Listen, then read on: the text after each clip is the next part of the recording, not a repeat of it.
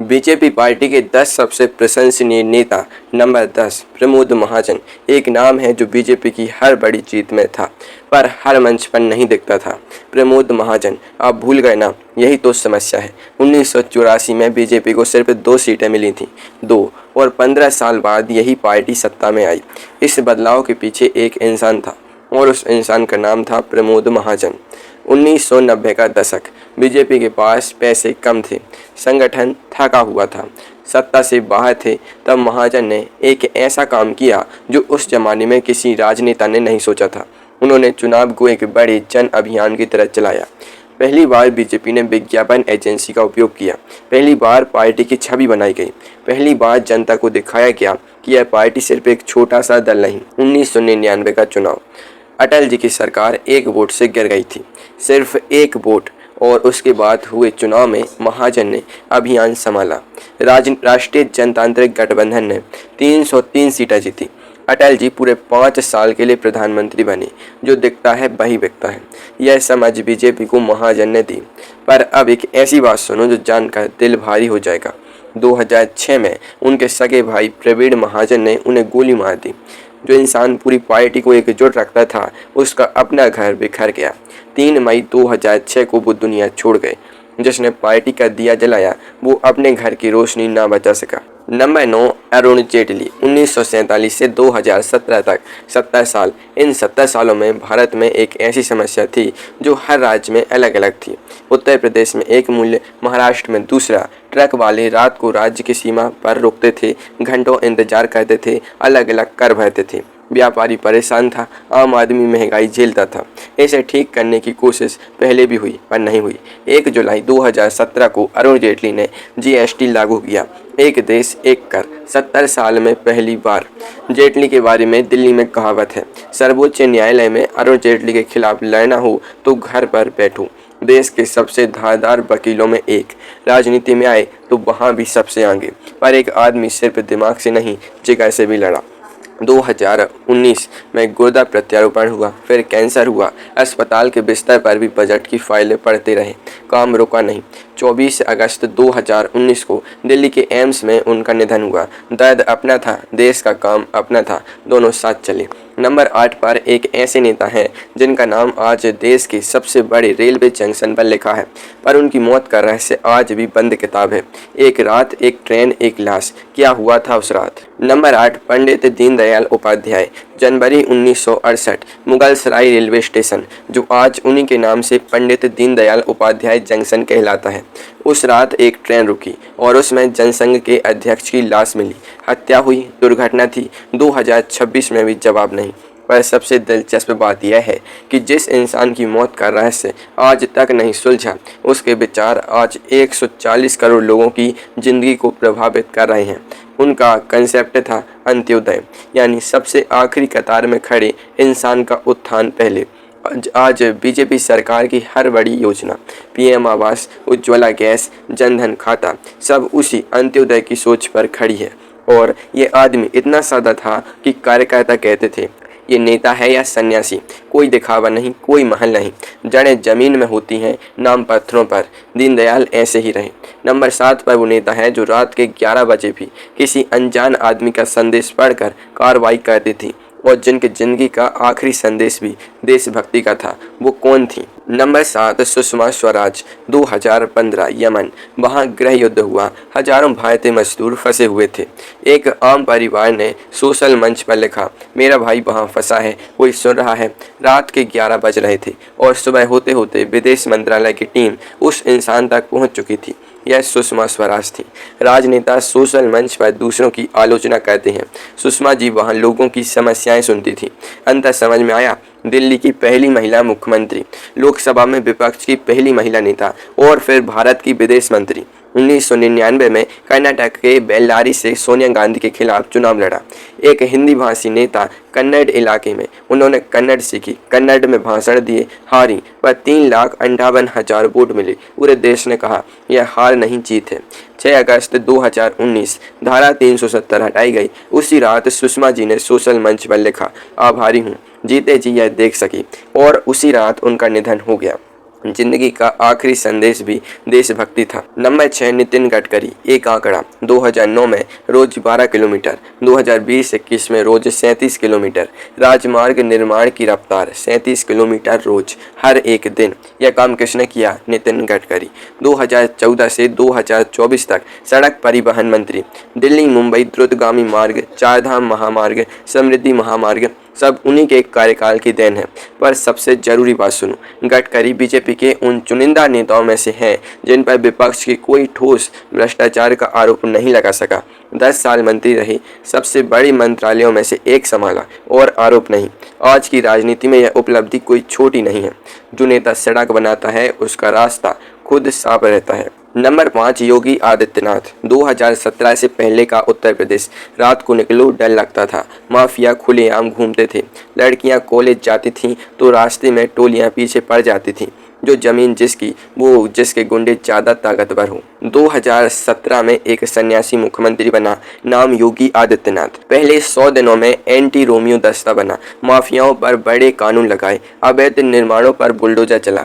और 2022 में जब चुनाव हुए, 37 साल बाद उत्तर प्रदेश में किसी सरकार को लगातार दूसरी बार पूर्ण जनादेश मिला। 37 साल बाद, 37 साल से उत्तर प्रदेश की जनता हर 5 साल में सरकारें बदलती रही, जैसे दुकानदार बदलते हैं।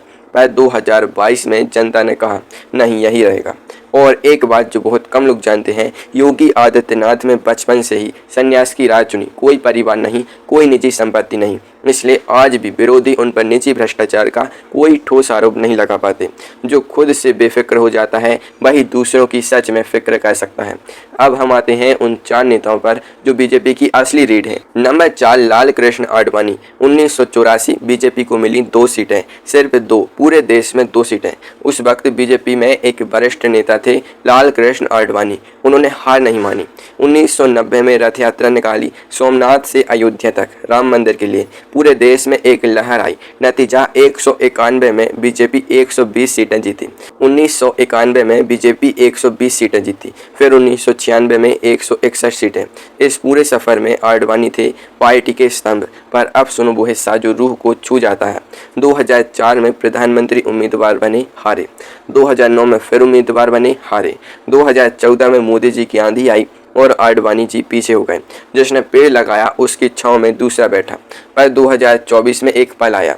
जिस राम मंदिर के लिए उन्होंने रथ यात्रा निकाली थी, जिसके लिए पूरी जिंदगी लगाई, वो बन गया। और उसी साल 96 साल की उम्र में उन्हें भारत रत्न मिला। दुश्मन भी हमारे कहे ऐसा नेता कोई कोई होता है।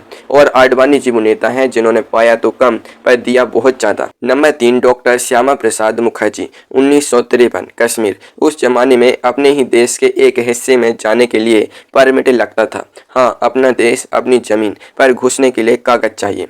जब देश के नागरिक को अपने देश में जाने के लिए परमिट चाहिए तो सोचो यह किस तरह की आज़ादी थी। डॉक्टर श्यामा प्रसाद मुखर्जी ने कहा एक देश में 2 विधान, 2 प्रधान, 2 निशान नहीं चलेंगे। और फिर वो बिना परमिट के कश्मीर में दाखिल हो गए। गिरफ्तार हुए, 45 दिन हिरासत में और 23 जून 1953 को हिरासत में उनका निधन हो गया। नेहरू की सरकार ने कहा स्वास्थ्य कारण। उनकी मां ने कहा मेरे बेटे को कुछ नहीं था। आज 2026 में भी इस मौत की पूरी सच्चाई सामने नहीं आई। और सबसे चौंकाने वाली बात, मुखर्जी नेहरू की पहली कैबिनेट में मंत्री थे।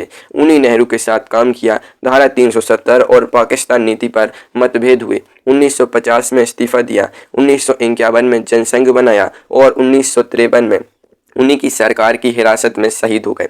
जो लड़ा वो मिटा, जो झुका वो टिका। पर इतिहास शहीदों को याद रखता है। नंबर 2 नरेंद्र मोदी। 1950 बड़नगर गुजरात। एक छोटा सा लड़का, पिताजी रेलवे स्टेशन पर चाय बेचते थे, लड़का भी साथ देता था। वो लड़का आज भारत का 3री बार चुना हुआ प्रधानमंत्री है। 2001 में गुजरात के मुख्यमंत्री बने। एक ऐसा राज्य जो 2001 के भूकंप की तबाही से उभर रहा था। मोदी ने गुजरात को विकास का आदर्श बना दिया। यह समर्थक और विरोधी दोनों मानते हैं। 2014 में प्रधानमंत्री बने। 30 साल के गठबंधन राजनीति का अंत। अकेली बीजेपी को 282 सीटें। और फिर क्या क्या हुआ। 2019 में धारा 370 हटी। मुखर्जी का वो अधूरा सपना जो 1953 से अटका था पूरा हुआ। 2024 में राम मंदिर बना। आडवाणी की रथ यात्रा का वो अधूरा सपना पूरा हुआ। 2026 में भारत दुनिया की चौथी सबसे बड़ी अर्थव्यवस्था बन गया, उस ब्रिटेन को पीछे छोड़ा जिसने 200 साल राज किया। 2014 में गांवों तक बिजली की पहुंच 88% थी, 2020 तक 99.6% हो गई। 50 करोड़ से ज़्यादा जनधन खाते खुले, करोड़ों लोगों का पहली बार बैंक से नाता जुड़ा। जिसने चाय बेची उसने देश को दुनिया की चाय मेज पर बैठा दिया। और अब नंबर 1, वो नेता जिन्हें मोदी भी पूज्य मानते हैं, जिन्हें विरोधियों ने भी अटल जी कहा, जिन्होंने एक वोट से सरकार खोई और उसके बाद भी झुके नहीं, जिनकी बात सुनकर आज भी आंखें नम हो जाती हैं। वो कौन है आप जानते हैं, पर उनकी कहानी के वो हिस्से जो शायद आपने नहीं सुने वो अभी सुनिए। नंबर 1, अटल बिहारी वाजपेयी। अटल जी, बस यही 2 शब्द और हर कोई बीजेपी वाला, कांग्रेस वाला, वामपंथी सब समझ जाते हैं। 25 दिसंबर 1924 ग्वालियर एक कवि पैदा हुआ जो बाद में प्रधानमंत्री बना, या यूँ कहें एक प्रधानमंत्री जिसके मन में एक कवि हमेशा जिंदा रहा। 1957 में पहली बार लोकसभा पहुंचे, 33 साल की उम्र। उस वक्त नेहरू ने खुद कहा था, यह लड़का एक दिन देश का प्रधानमंत्री बनेगा। दुश्मन ने भविष्यवाणी की और वो सच निकली। 9 बार लोकसभा, 2 बार राज्यसभा। यह आंकड़ा अकेले बहुत कुछ कह देता है। 1996 में पहली बार प्रधानमंत्री बने, सिर्फ 13 दिन सरकार गई। 13 दिन में सरकार गई पर वो टूटे नहीं। 1998 में फिर प्रधानमंत्री बने और उसी साल पोखरण में 5 परमाणु परीक्षण। पूरी दुनिया हैरान। अमेरिका ने आर्थिक प्रतिबंध लगाए, अटल जी ने कहा जो किया देश की सुरक्षा के लिए किया। 1999 में कारगिल युद्ध हुआ, पाकिस्तान ने धोखे से घुसपैठ की, अटल जी ने सेना को आदेश दिया नियंत्रण रेखा मत पार करो, पर अपनी जमीन वापस लो और ले ली। 1999 में तीसरी बार प्रधानमंत्री, 5 साल का पूरा कार्यकाल। पहले गैर कांग्रेसी प्रधानमंत्री जिन्होंने यह किया। स्वर्णिम चतुर्भुज, दिल्ली, मुंबई, चेन्नई, कोलकाता को जोड़ने वाला महाराजमार्ग, सर्व शिक्षा अभियान, करोड़ों बच्चों को विद्यालय तक। पर अटल जी की सबसे बड़ी खासियत राजनीति से परे थी। 1992 में जब बाबरी मस्जिद गिरी, अटल जी बीजेपी के वरिष्ठ नेता थे, पर उन्होंने सार्वजनिक रूप से उस घटना की निंदा की, अपनी ही पार्टी के दबाव में भी नहीं झुके। यही वो बात थी जिसने उन्हें सिर्फ बीजेपी का नहीं पूरे देश का नेता बनाया। कांग्रेस के नेता उन्हें हमारे अटल जी कहते थे, दुश्मन भी हमारे कहें, ऐसा नेता सदियों में एक आता है। 16 अगस्त 2018 को उनका निधन हुआ, पूरा देश रोया। बीज बोए थे उन्होंने अनजाने में, फसल काटी किसी और के जमाने में, पर जो दिल जीता दुश्मन का भी जीता, वो अटल था, वो तो हिंदुस्तान का नगीना था।